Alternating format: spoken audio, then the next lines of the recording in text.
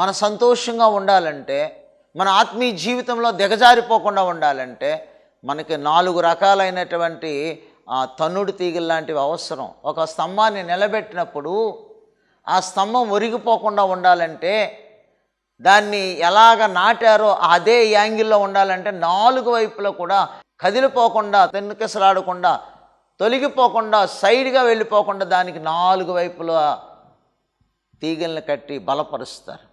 ఈ రోజున మనము కూడా ప్రార్థన అనేటువంటి సహవాసం కలిగి ఉండాలి. వాక్యం అనేటువంటి సహవాసంలో మనం ఎదగాలి. సాక్ష్యము అనే సహవాసం కావాలి. 4వదిగా మనమంతా కూడా ఏకీభించి ఒక ఫ్రెండ్షిప్గా సహవాసం కలిగి ఉండాలి.